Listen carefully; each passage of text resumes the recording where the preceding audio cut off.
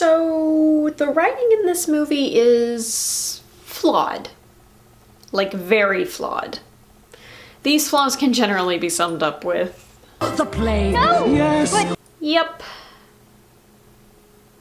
Belle's mom dies of... the plague.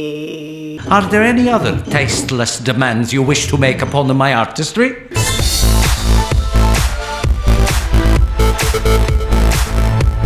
No, that's it. In this video, we're mostly going to focus on this movie as a singular work. We'll reference the work that it's based on, but how this movie works as a remake will be the subject of a different video.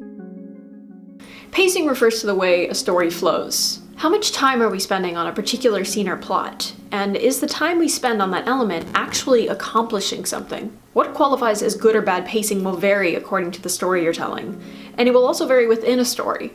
So just because a scene lingers or zooms past you, it doesn't necessarily mean the pacing is bad. But bad pacing doesn't even automatically make a movie unenjoyable. Rogue One is a great example of this. We spend way more time on Jedha than we need to, but it doesn't mean those scenes are bad. They're just much too long for the story Rogue One is telling. On the flip side, bad pacing has the capacity to bore you to death, give you whiplash, or both. And bad pacing combined with something like lackluster performances, unnecessary musical numbers, and incongruous dialogue, well, can you see where I'm going with that? That's this movie. The pacing in this movie is all over the place. Belle arrives at the castle at the half-hour mark, and then it takes another 40 minutes for Belle and the Beast to have their first actual scene where they bond. We see Belle nursing the Beast back to health for like 3 seconds, but their relationship is not at that point where that feels intimate.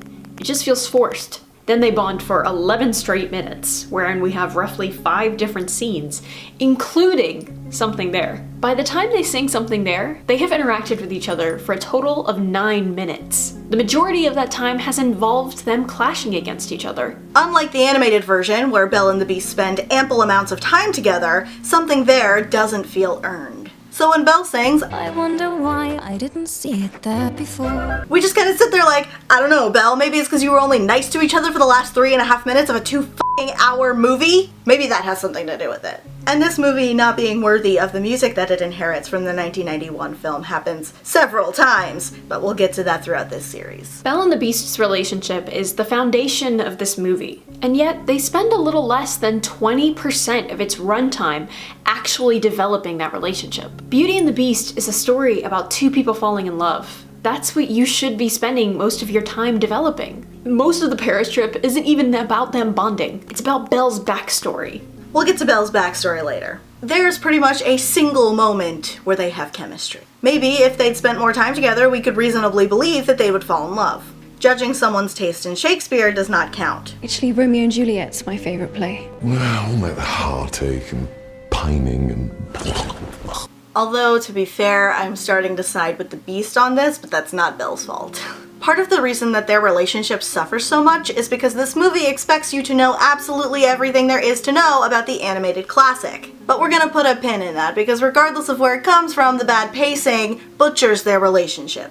And it's not the only thing, either. Virtually no attention is given to developing either of them, but the movie so badly wants you to believe that there is some kind of change going on, so they just refer to change happening instead of actually having the characters go through it. We'll talk about this more in our video on Belle and the Beast's character, but as an example, Belle goes from, I'm escaping lols, to, I feel a change in me, in about 20 minutes. What change? What the hell are you talking about? I've seen this movie like 15,000 times at this point, and I just have no idea what she could possibly be referring to. No idea. No earthly idea.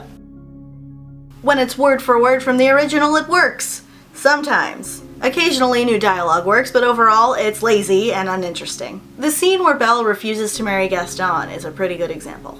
As will be a constant in this movie, Luke Evans is doing his absolute best and is succeeding in making the scene somewhat interesting. He actually has some well-delivered lines. Gaston acknowledges sexism, for one thing. This is our world, Belle. But every line Watson gives back is so dull. There is no emotion behind it. Her responses sound tired and routine, and not in a way that conveys that she's had this conversation with Gaston before, but in a way that makes it seem like they've just been filming this scene dozens of times and Emma Watson is bored. So Stephen Chbosky wrote this screenplay, and there's a relatively recent draft that we'll include a link to in the description that's available online. Reading it, you start to notice that he's got a bad habit of writing scenes where people are having two different conversations, but they act like the other has said something that a totally normal person would say. Stephen Chbosky likes to think that he's Aaron Sorkin, but he's not. There's a scene after Be Our Guest where Belle and Mrs. Potts are walking together back towards the staircase. Surely you're as trapped here as I am. Don't you ever want to escape? Okay, first of all, Belle, she's a f***ing teapot, so what are you talking about? The master's not as terrible as he appears. That's a weird response. This also happens in the very first interaction we get with Gaston and LeFou. It's easy to miss because Luke Evans and Josh Gad are just such great actors, and they're fantastic in every scene they're in together. And yet... But she's so well-read, and you're so athletically inclined. I know. Belle can be as argumentative as she is beautiful. What?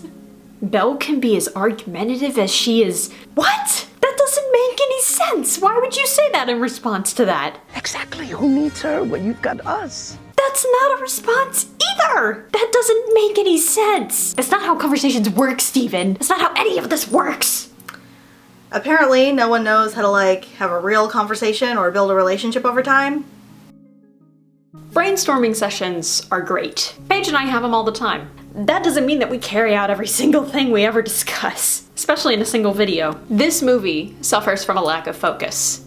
Here's a general list of subplots mentioned. Belle's identity in relation to her mother, her father being overprotective, her mother dying of the plague, Beast's dad was the worst dad, Beast's connection to his mother, frozen in time village, Belle being an inventor, the Beast magic teleportation device, the Enchantress is involved in local politics. That's a lot of subplots. What's awful is that these are really quite interesting, and if they'd been given adequate time beyond a careless mention or two, the movie probably would have been stronger for it. The worst is definitely the subplot with Belle's mother.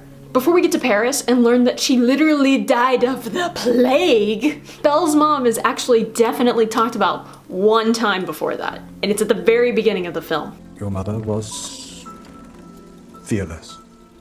That's 13 minutes in.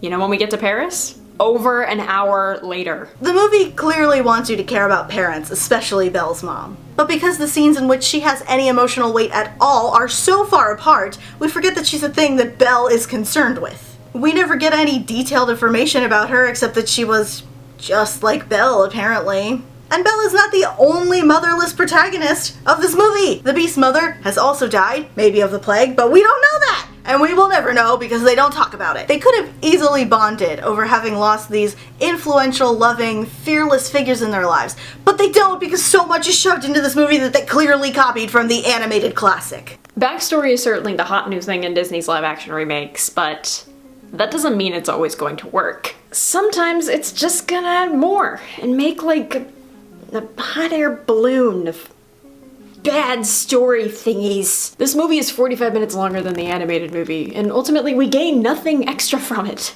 And come to think of it, the plague scene encompasses all of these writing problems. The pacing is off given how little Belle's mother is mentioned. The dialogue is wooden, and the way Belle's mother exists in the story, she adds nothing but time. We'll see you tomorrow.